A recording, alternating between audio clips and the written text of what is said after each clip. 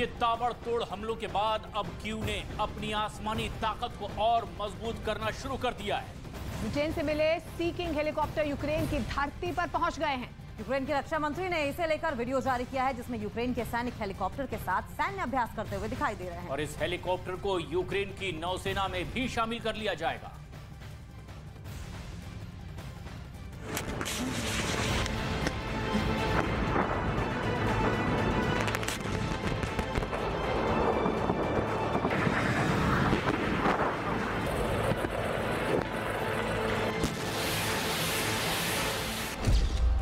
जंग में जेलेंस्की के लिए खुशखबरी।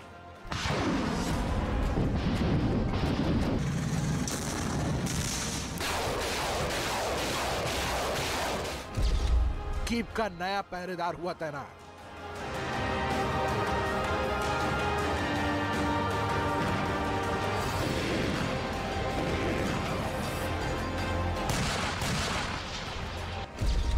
यूक्रेन के आसमान में सी किंग का पहरा।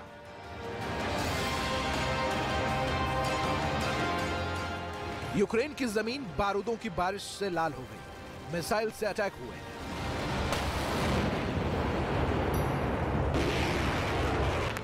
टैंक ने तबाही मचाई।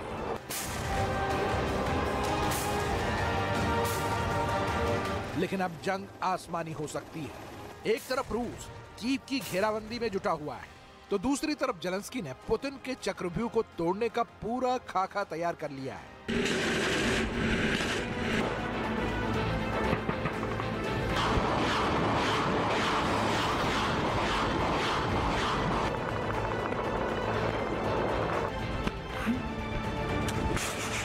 यूक्रेन के रक्षा मंत्री ने यूक्रेन की पहरेदारी करते हेलीकॉप्टर का वीडियो जारी किया। दावा किया गया कि यह हेलीकॉप्टर यूक्रेन की नौसेना की ताकत बढ़ाएगी। वीडियो काला सागर के पास का बताया गया, जहां हेलीकॉप्टर के साथ यूक्रेन के सैनिक सैन्य अभ्यास करते दिखे। बताया गया कि ब्रिटेन से मिले सी किंग हेलीकॉप्टर यूक्रेन पहुंच गए हैं, जिसे काला सागर के पास यूक्रेन की नौसेना के बेड़े में शामिल किया जाएगा।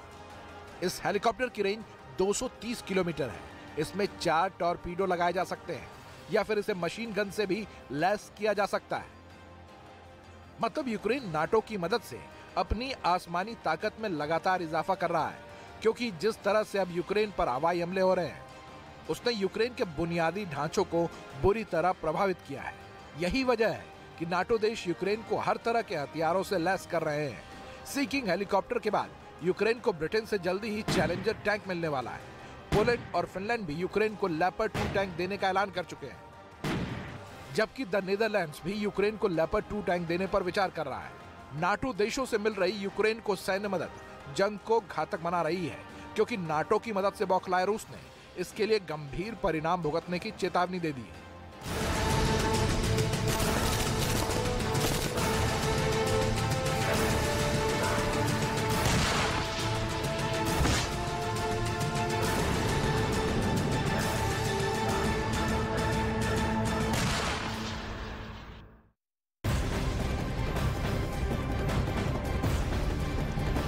रूस और यूक्रेन जंग के बीच अमेरिका की रूस ने टेंशन बढ़ा दी है। और ये टेंशन उस वक्त और ज्यादा बढ़ गई जब रूस का एक जहाज अमेरिका के हवाई द्वीप के करीब से होकर गुजर रहा था। हवाई के पास रूस के जहाज को देखे जाने के बाद अब रेड अलर्ट भी जारी कर दिया गया है।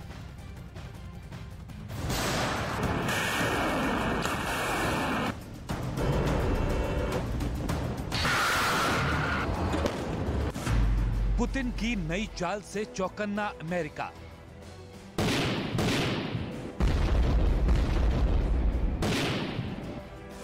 बाइडेन के मिलिट्री बेस पर पुतिन की नजर।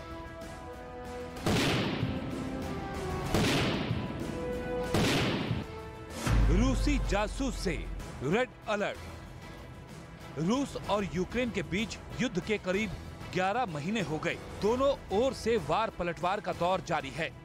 यूक्रेन में ताबड़तोड़ हमले से भारी तबाही हो चुकी है।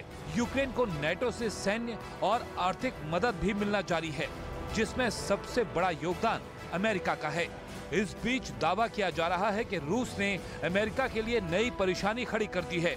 बताया गया कि यूक्रेन युद्ध की वजह से बढ़ते तनाव के बीच रूस का जहाज अमेरिका के हवाई के पास देखे जाने के बाद रेड अलर्ट घोषित कर दिया गया। अमेरिकी कोस्ट गार्ड ने रूसी जहाज का एक वीडियो भी सोशल मीडिया पर जारी किया, जो प्रशांत महासागर में मौजूद हवाई के द्वीपों के बेहद करीब पहुंच गया था। और जैसे ही अमेरिकी कोस्ट गार्ड के जवानों को इस बात का पता चला, उन्होंने रेड अलर्ट जारी कर दिया। मतलब यह कि रूस के जहाज पर सभी अमेरिकी एजेंसियां अलर्ट हो गईं, क्योंकि यूक्रेन पर हमले के बाद से ही अमेरिका और रूस एक दूसरे को फूटी आंख नहीं भा रहे हैं। पुतिन के लाख मना करने के बाद भी अमेरिका जंग के शुरुआत से ही यूक्रेन का सहारा बनकर खड़ा है। अमेरिका यूक्रेन को हथियारों की खेप लगातार पहुंचा रहा है। अब तो वो ऐसे हथियार भी यूक्रेन को दे रहा है जो रूस के लिए काल साबित हो सकते हैं। इसी वजह से रूस और अमेरिका के बीच तनाव चरम पर है। ऐसे ही तनाव के बीच रूस का जहाज अमेरिका के हवाई के पास देखा गया, जिसके बाद अमेरिका पूरी तरह चौकन्ना हो गया। उसके कोस्ट गार्ड के जवानों ने रूसी जहाज पर अपनी नजर टिका दी। हालांकि अमेरिका के मुताबिक यह रूस का एक सामान्य मिलिट्री जहाज था, कोई जंगी जहाज नहीं, और इसी वजह से उसके खिलाफ कोई सख्त कदम नहीं उठाया गया, क्योंकि अमेरिका के मुताबिक अंतर्राष्ट्रीय नियमों के हिसाब से सेना के सामान्य जहाज उसके इकोनॉमिक एक्सक्लूसिव जोन से होकर आ और जा सकते हैं। लेकिन फिर भी रूस के जहाज से अमेरिकी कोस्ट गार्ड ने अपनी निगाह नहीं हटाई, क्योंकि ऐसी आशंका जताई गई कि रूसी जहाज को हवाई में मौजूद अमेरिकी सेना के कई बेसों की खुफिया जानकारी जुटाने के लिए भेजा गया था। अमेरिका के हवाई में एक दो नहीं बल्कि कुल 11 मिलिट्री बेस मौजूद हैं। इनमें उसकी नौसेना का बेस पर्ल हार्बर शामिल है, जबकि अमेरिकी वायुसेना का बड़ा बेस हिकम भी वहीं है। और इसी वजह से अमेरिका ने रूसी जहाज को हवाई के द्वीपों के पास से गुजरता देख रेड अलर्ट जारी कर दिया। वहीं दूसरी ओर रूस यूक्रेन के कई इलाकों पर कब्जे के लिए ताबड़तोड़ हमले कर रहा है। सोलेदार पर रूस ने कब्जा कर लिया है, लेकिन सोलेदार के ही करीब बखमुत में तबाही वाली जंग जारी है।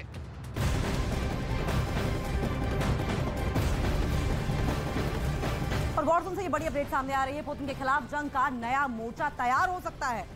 यूक्रेन के दक्षिण में मौजूद मोल्दोवा ने नेटो में शामिल होने के अब संकेत दे दिए हैं। मोल्दोवा की राष्ट्रपति माया संदू ने यह कहा है कि इसे लेकर मंथन चल रहा है, क्योंकि ऐसा करने के लिए लोकतांत्रिक प्रक्रिया से गुजरना होगा।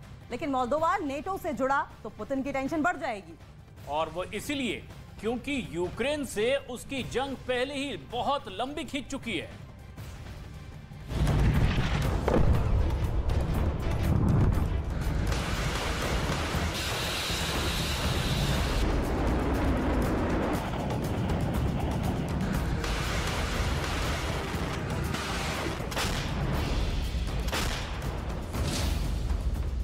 महायुद्ध में होगी मोल्दोवा की एंट्री।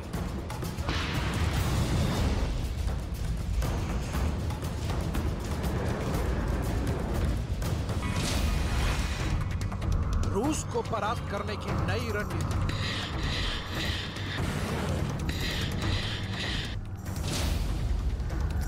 युद्ध के नए मोर्चे में फंसेंगे पुतिन। युद्ध के मोर्चे से आई नई खबर पुतिन को बहुत परेशान कर देगी। यूक्रेन युद्ध लड़ रही पुतिन की सेना के हौसले तोड़ने वाली है ये खबर, क्योंकि पुतिन की सेना के पास पहले से खुद को नाटो के हथियारों से बचाने की चुनौती है। लेकिन अब खबर है कि यूक्रेन युद्ध में उसके पड़ोसी देश मोल्दोवा की एंट्री हो सकती है। अगर युद्ध में मोल्दोवा कूदा तो जेलेंस्की का कुनबा बड़ा होगा, जो पुतिन की सेना की परेशानी बढ़ा देगा। युद्ध में मोल्दोवा आया तो क्या होगा, इसकी पूरी डिटेल आपको देंगे। लेकिन सबसे पहले मोल्दोवा के राष्ट्रपति माया संदू के बयान पर आपको गौर करना चाहिए, जिससे युद्ध में नए मोर्चे को बल मिला है। क्या हम ये अकेले कर पाएंगे या हमें बड़े गठबंधन का हिस्सा होना होगा? अगर इस पर एक देश के तौर पर हम किसी निर्णय पर पहुंचते हैं तो हमें अपनी तटस्थता को बदलने की जरूरत है, और ये एक लोकतांत्रिक प्रक्रिया के तहत होगा।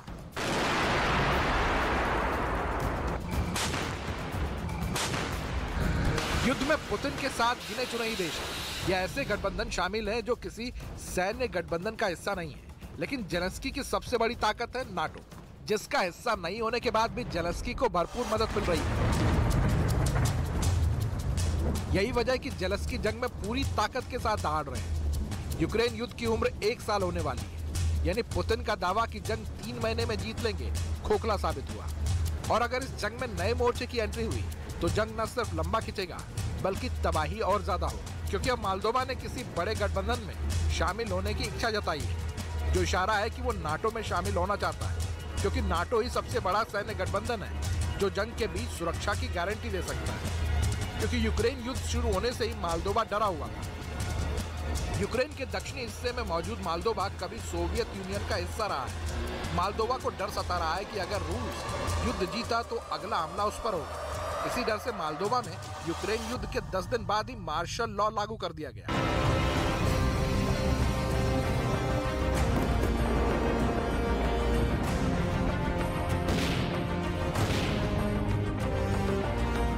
अब मोल्दोवा जंग के बीच किसी गठबंधन में शामिल होने पर विचार कर रहा है, मतलब वो युद्ध की तैयारी भी कर रहा है और रूस के हमलों से बचने की जुगत भी लगा रहा है।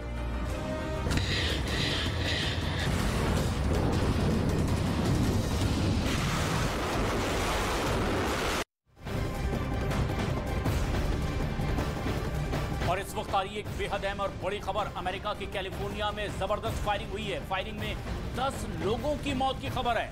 तो जानकारी मिल पा रही है कि 16 लोग इसमें घायल हुए हैं। लॉस एंजलिस के पास मोटेर पार्क पे ये फायरिंग हुई है, अंधाधुंध फायरिंग हुई है, जिसमें 16 लोग घायल हो गए हैं। 10 लोगों की मौत की खबर सामने आ रही है। आपको बता दें, मोटेरा पार्क में लोग चीनी न्यू ईयर बनाने गए थे और दिन के समय में हजारों लोग इस पार्क में इकट्ठा हुए थे और चीनी न्यू ईयर बनाया था। लेकिन रात होते होते ये एक साथ मास फायरिंग हुई है और मास फायरिंग में 10 लोगों की मौत और 16 लोगों के घायल होने की खबर सामने आ रही है। जो मेन डाउनटाउन लॉस एंजलिस का इलाका है, दरअसल वहां से 11 किलोमीटर का डिस्टेंस है ये। और ऐसे में इस तरीके की फायरिंग होना जाहिर तौर पर बड़े सवालिया निशान इस बात पर खड़े कर रहा है कि अमेरिका में जो गन कल्चर है उसे खत्म किया जाए, क्योंकि लगातार डेमोक्रेट्स और रिपब्लिकन्स के बीच में इस बात को लेकर बहस होती रही है कि गन कल्चर को खत्म किया जाए। हर साल लगभग सैकड़ों जाने इसी तरीके से वहां के गन कल्चर की ओर से जाती हैं।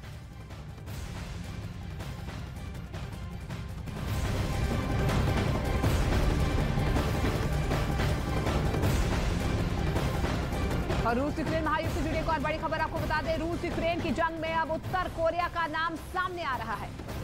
और पिछले साल के अंत में अमेरिका ने दावा यह किया था कि नॉर्थ कोरिया यूक्रेन के खिलाफ युद्ध में रूस को हथियारों की सप्लाई कर रहा है। और शुक्रवार को अमेरिका ने इसे लेकर के सबूत भी पेश किए हैं और बताया कि इन सबूतों के आधार पर न सिर्फ नॉर्थ कोरिया बल्कि रूस के वैगनर ग्रुप पर भी प्रतिबंध लगाने का प्रस्ताव वो देगा। वही ग्रुप जिस पर ये आरोप है कि वो अपनी प्राइवेट आर्मी के साथ यूक्रेन के खिलाफ लड़ रहा है।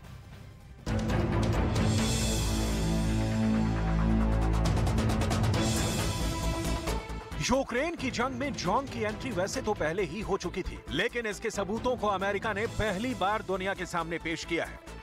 अमेरिका ने महीनों पहले आरोप लगाया था कि नॉर्थ कोरिया रूस और यूक्रेन की जंग में मॉस्को के ठेके के लड़ाकों को हथियारों की सप्लाई कर रहा है, जिसका इस्तेमाल पूर्वी यूक्रेन में वो कर रहे हैं। हथियारों की सप्लाई करने का आरोप लगाकर अमेरिका ने संयुक्त राष्ट्र सुरक्षा परिषद में उत्तर कोरिया पर नए प्रतिबंध लगाने का प्रस्ताव दिया था। और अब उसी प्रस्ताव को मजबूत करने के लिए व्हाइट हाउस ने मीडिया के सामने वो सबूत पेश किए हैं जिससे उसे संयुक्त राष्ट्र सुरक्षा परिषद समिति के विशेषज्ञों के समूह के साथ साझा किया है और बताया कि उत्तर कोरिया वैगनर समूह को हथियारों की आपूर्ति कर रहा है, जिसका उपयोग वो यूक्रेन के खिलाफ युद्ध में करता है। Previously, the arms transfers from the DPRK are in direct violation of United Nations Security Council resolutions. So today, we shared information on these violations with the Security Council's DPRK Sanctions Committee panel of experts. We will continue to raise these violations at the Security Council alongside our allies and partners. America पहले ही जाहिर कर चुका है कि प्रशांत महासागर में उत्तर Korea उसके लिए बहुत बड़ा खतरा बन रहा है और पिछले साल किए गए उसके मिसाइल परीक्षणों की वजह से कोरियन प्रायद्वीप में भी युद्ध का खतरा मंडराने लगा है। इसी वजह से अमेरिका उत्तर कोरिया पर नकेल कसने की कवायद में लगा है, जिसके तहत प्रतिबंधों का प्रस्ताव लेकर आया है। एक तरफ उत्तर कोरिया जहां अपनी सीमाओं को सुरक्षित रखने का दावा करते हुए मिसाइलें दाग रहा है, वहीं अमेरिका को ऐसे सबूत मिले हैं कि वो रूस की contract killer company Wagner group को हथियारों की सप्लाई भी कर रहा है।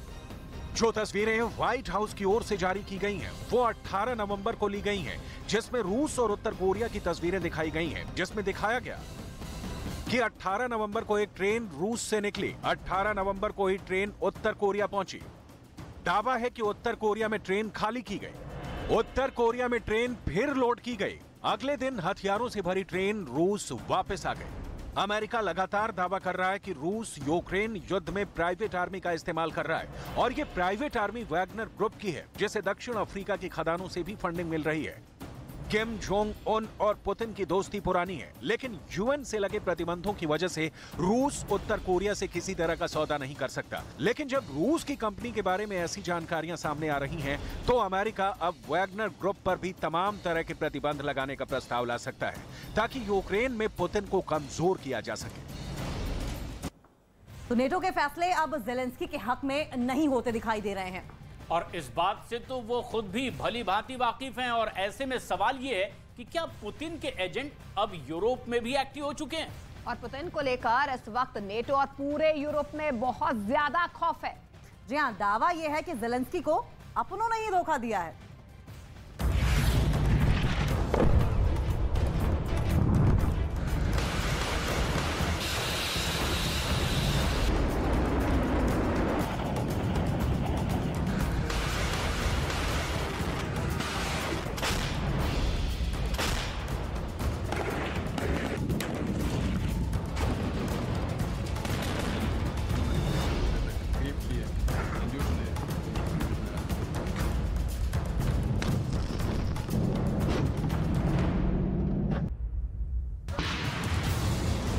रूस यूक्रेन युद्ध के लगभग 11 महीने बाद आखिर अमेरिका को यह क्यों कहना पड़ रहा है कि रूस को हराना मुश्किल नहीं, नामुमकिन है?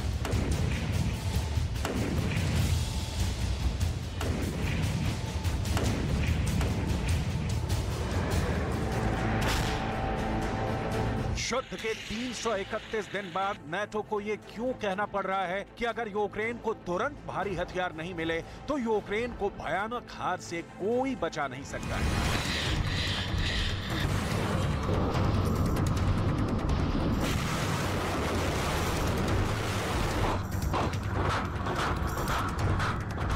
जंग में 1,88,000 रूसी सैनिक मारे जाने के बाद भी पुतिन झुकने को तैयार क्यों नहीं है? आखिर पुतिन किस दम पर दावा कर रहे हैं कि रूस को कोई हरा नहीं सकता?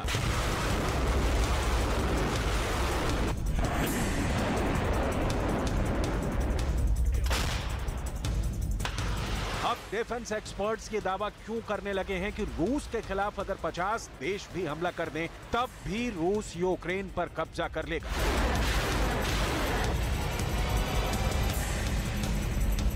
क्या पुतिन ने वाकई में यूक्रेन में ऐसा चक्रव्यूह तैयार कर दिया है जहां यूक्रेन के साथ साथ नाटो और अमेरिका भी सरेंडर कर देंगे?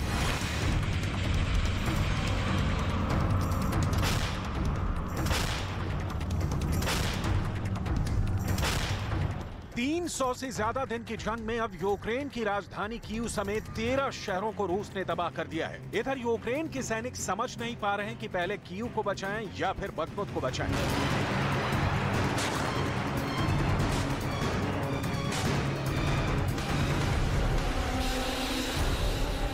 जनवरी 2023 के पहले 2 हफ्ते में ही पुतिन ने यूक्रेन को घुटनों पर ला दिया है, जबकि अमेरिका, ब्रिटेन और 30 देशों से बने नाटो की सारी वॉर प्लानिंग का पुतिन की फौज ने धुआं निकाल दिया है। अमेरिका और नाटो के घातक हथियार भी रूस के तूफानी हमलों में तबाह हो रहे हैं। इधर पुतिन हर 2 दिन बाद यूक्रेन को साफ चेतावनी देते हैं कि अगर अमेरिका, ब्रिटेन और नाटो के चक्कर में पड़े तो रूस यूक्रेन को तबाह कर देगा।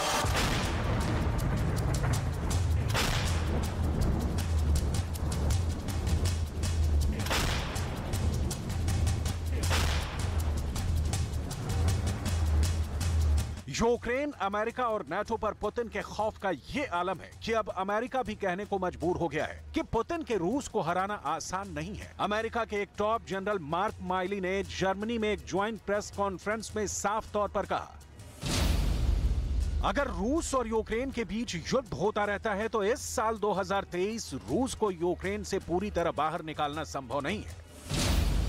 अमेरिका के टॉप जनरल्स मार्क माइली ने जर्मनी में 50 देशों के सामने रूस को बहुत ताकतवर बता दिया है। 50 देशों के टॉप जनरलों के सामने अमेरिका का यह बयान साफ बताता है कि यूक्रेन को अब यमराज भी नहीं बचा पाएंगे। हैरानी की बात तो ये है कि ब्रिटेन, अमेरिका और नाटो अब तक यूक्रेन को 2 लाख करोड़ के हथियार दे चुके हैं, लेकिन उसके बावजूद यूक्रेन रूस को अपने देश से खदेड़ नहीं पाया है।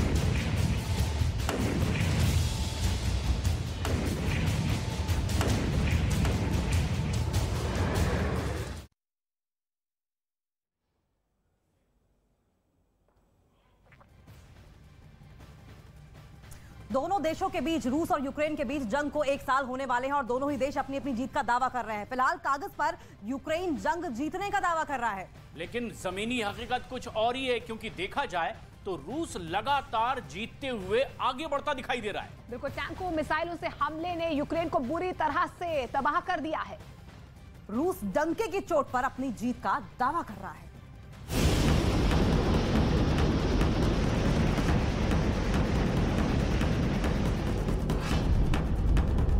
रूस के हमले पिछले 3 हफ्तों में बेहद घातक और तेज हो चुके हैं। खास तौर से रूस के टैंकों ने ज़ेलेंस्की की नींद उड़ा दी है।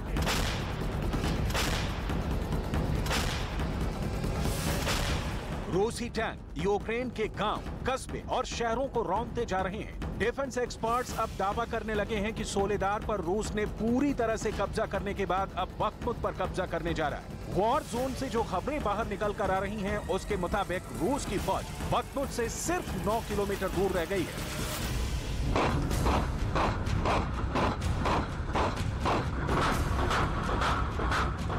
सोलेदार से बख्मुत 15 किलोमीटर दूर है, यानी रूस की फौज ने 1 हफ्ते के अंदर बख्मुत की तरफ 6 किलोमीटर के इलाके पर कब्जा कर लिया है। अब बख्मुत रूस की फौज के हमलों से सिर्फ 9 किलोमीटर दूर बचा है। रूस की फौज ने ताबड़तोड़ हमलों से बख्मुत के पास क्विलश्वेका गांव पर कब्जा कर लिया है। रूस के टैंक को रोक पाना यूक्रेन के लिए बहुत बड़ा चैलेंज साबित हो रहा है।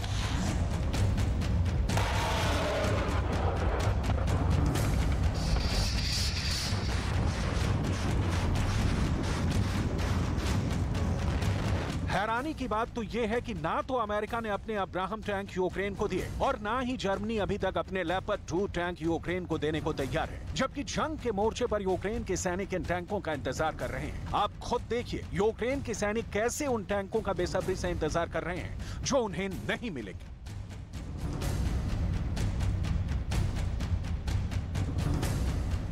Що тут леопарди, челенджери вже. І я думаю, вони навіть без пострілу будуть втікати. Це велика мотивація для піхоти, коли танки рядом.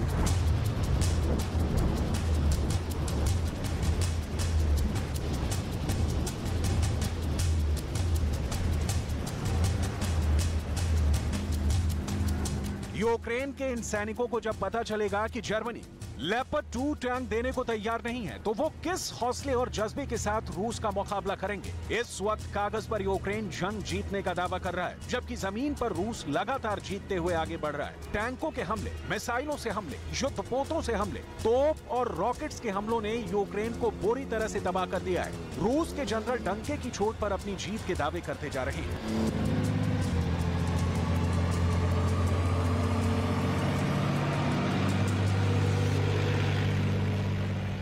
На Донецком направлении добровольцами штурмовых отрядов при огневой поддержке оперативно-тактической и армейской авиации, ракетных войск и артиллерии Южного военного округа освобожден населенный пункт Клещеевка Донецкой Народной Республики. На Запорожском направлении успешными наступательными действиями подразделений Восточного военного округа освобожден населенный пункт Лобковая Запорожской области.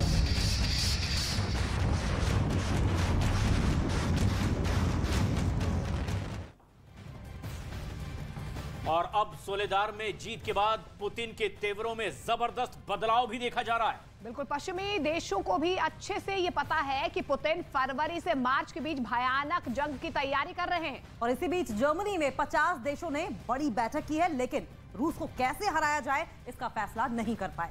जबकि दूसरी तरफ रूस ने यह साफ कर दिया है कि रूस जंग जीतने के लिए सारी हदें पार कर सकता है।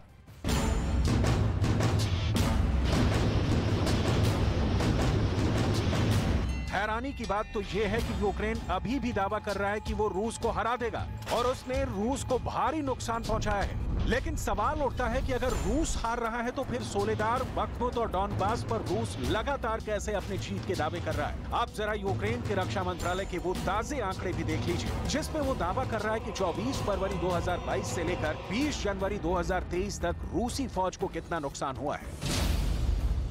यूक्रेन के दावे के मुताबिक जंग में अब तक रूस के 1,19,300 सैनिक मारे जा चुके हैं। वहीं अमेरिका दावा कर रहा है कि अब तक रूस के जंग में 1,88,000 सैनिक मारे जा चुके हैं, जबकि यूक्रेन ये भी दावा कर रहा है कि हर 24 घंटे में 770 रूस के सैनिक मारे जा रहे हैं। यूक्रेन के मुताबिक रूस के जंग में 31,393 टैंक तबाह हो चुके हैं। यूक्रेन के मुताबिक रूस के जंग में 31,393 टैंक तबाह हो चुके हैं, जबकि 62,416 बख्तरबंद वाहन नष्ट हुए हैं। वहीं रूस की 21,297 आर्टिलरी को यूक्रेन ने तबाह किया है। 442 मल्टीपल लॉन्च रॉकेट सिस्टम रूस के बर्बाद हुए हैं। इसके अलावा 287 फाइटर जेट मार गिराए गए हैं। 277 रूसी हेलीकॉप्टर युद्ध में तबाह हो चुके हैं। वहीं रूस के 1,886 लड़ाकू ड्रोन्स को यूक्रेन ने मार गिराया है, जबकि रूस की 749 क्रूज मिसाइलों को यूक्रेन ने तबाह करने का दावा किया है।